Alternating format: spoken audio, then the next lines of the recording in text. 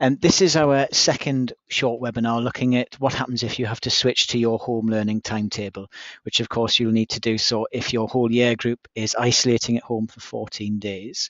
So what are we going to look at in this webinar? Well, essentially, it's all about how you access those webinars and live lessons that are timetabled on your home learning timetable. So I'm going to talk about and remind you how you go about finding your Google Classroom pages. We're going to look at how you go about watching a webinar and attending a live lesson. And I'm also going to remind you about how you go about uploading and turning in work on Google Classroom. Now, I appreciate a lot of you may be really familiar with this. However, there's also a lot of you will have been in year 11 during the summer term and might not have used Google Classroom as much as the other year groups during that initial lockdown period. So hopefully you'll find this really helpful and it'll help you get the most out of your home learning timetable. So how do you go about accessing your Google Classroom pages? Well, you need to do it via the Hub website. So I've just gone at my web browser here and I'm going to type in Hub. I'm sure you've done this, but if not, it's the first entry that comes up on the search. So we're going to the Hub pages and you'll see this is the home screen for Hub. And the first thing I need to do is log in. So I just click log in. And fortunately, this machine remembers my Hub email, so I can enter it straight away. You might have to type it in if you've not done this before. And then it should ask me for a password. It's automatically got my password, so I don't need to put it in, but you'd need to follow that up with your password. Anyway, now I can see that I'm into the Hub website. It's got my name there, and I'm ready to move to the Google Suite. Now, the key thing for getting onto Google is once I select the Google for Education option, I've got you potentially have two accounts that you could enter by, and this is really important if you want to get to your Google Classroom pages for this year. The computer will probably, or the internet will remember your old cardiffhigh.co.uk address. We don't want to use that one. We have to enter the Google Classroom that's linked to your new hubcymru.net email address. So make sure that that is the account that you're using, and then you'll find all the work that the teachers are setting you. So I'm going to click that one, and that will get me into my Google Classroom pages. So what I want to look at now is what it looks like for a year 12 student. So here's the pages, the Google Classroom pages for a year 12 student. It's got all their subjects, as you can see. There's a bit of geography there, a bit of English and IT. Now, suppose I know I've got to watch a webinar for period 3 on a Wednesday of week 8, and it's with my English teacher, Mrs. Eaton. So to find that webinar, I select the appropriate Google Classroom page. Here, that takes me to the stream for this class. The webinar will be posted on the classwork page. That's where you'll find it. And there we go at the top. Mrs. Eaton has kindly labelled the webinar quite clearly. Fake webinar, that's a nice name. But if I click on that, then I've got the link that she wants me to watch. So that's how I find the webinar, and it'll stream from there, and that's fine. I don't need to download anything. Now, suppose I want to attend a live lesson, period 4. On the Thursday, I've got a live lesson to attend. So what I need to do in that case is go to my stream page for the classroom, and just before the lesson is due to go live, the teacher will post a link to a Google Meet. When it's time for the lesson, what you need to do is click on the link for that Google Meet. So here's Mrs. Eaton's Google Meet link. I'm going to click on it, and it'll take me through to Google Meet. And as you can see here, it's starting up the session. I'm going to click Join Now.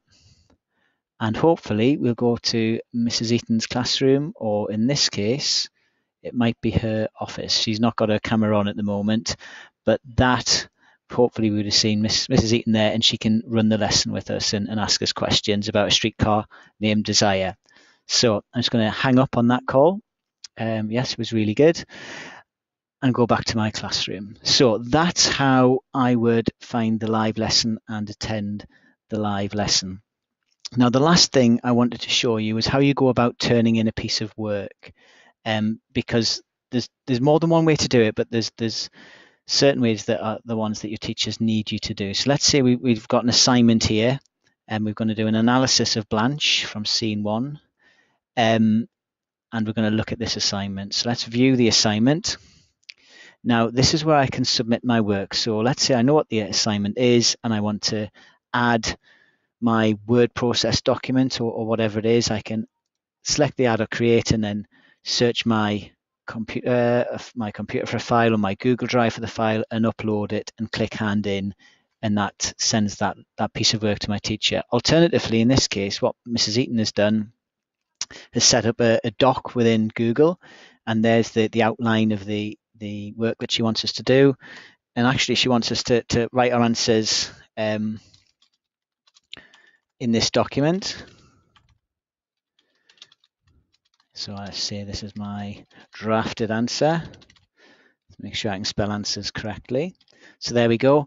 When I finished, I then got the option to hand it in or share. The thing is, what lots of students do is click share. We don't want to share it. We want to turn it in. That way it can be assessed properly by your teacher. So in this case, I would click turn in, and that'll go to Mrs. Eaton, and she can read it and give me the appropriate feedback and marks for that. So that's how we go about handing in or turning in work. So those are that's just the basics of navigating your Google Classroom. Now, there's one other thing I just want to cover right now, and that's just some of the protocols around the live lessons, because this is new to all of us. And for it to work, there are certain rules, just like the normal classroom, that we have to follow in order that we can do it safely and effectively. So I just want to run through these now and remind you what they are. So the first is, obviously, you should attend all of these live lessons and make sure that you're ready to log on to them in time. Now, if for some reason that you can't make it, then please email your teacher and let them know, because they will be taking a register of who attends the live lesson. The second key point is dress. Now, whilst you don't have to wear school uniform whilst you're accessing a lesson from home, you should be appropriately dressed. So our advice would be treat it like a non-school uniform day. Thirdly, expectations of behaviour, as you would expect, are exactly the same as they would be in a school classroom, and potentially poor behaviour could lead you being asked to leave the live lesson. The next key point is that try and find a suitable location in your home from which to attend the live lesson. Ensure that the background behind you is appropriate, and often you can change the background on the app that you're using. But our advice again would be try and find a communal area, perhaps the living room in your home, and join the lesson from there if you can.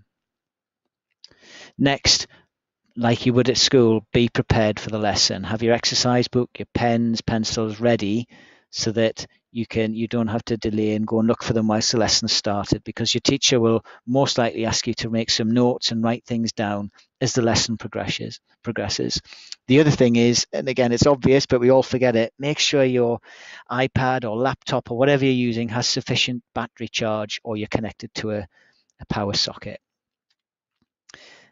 When you join a live lesson, always join with your camera on. That way the teacher knows you are attending, but also join with your microphone muted, else we get lots of feedback and it disrupts the sound.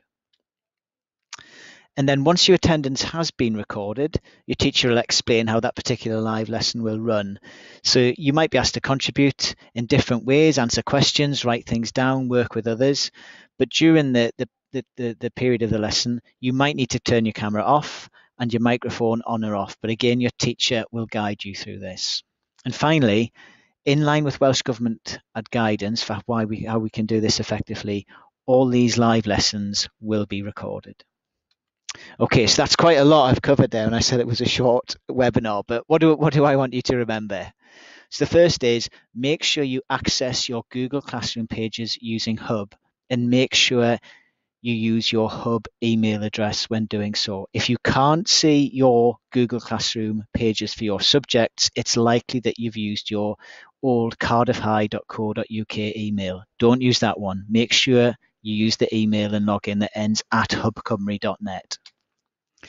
Next, just remember how you go about finding those webinars on your subject classwork page. When you want to join a live lesson, you need to use the Google Meet code that will be posted in the stream page of your Google Classroom. And finally, when you are attending live lessons, make sure that you've read and you understand and can follow the live lesson protocols. Okay, I hope you find that helpful, and good luck when we switch to the home learning timetable. Thank you for listening.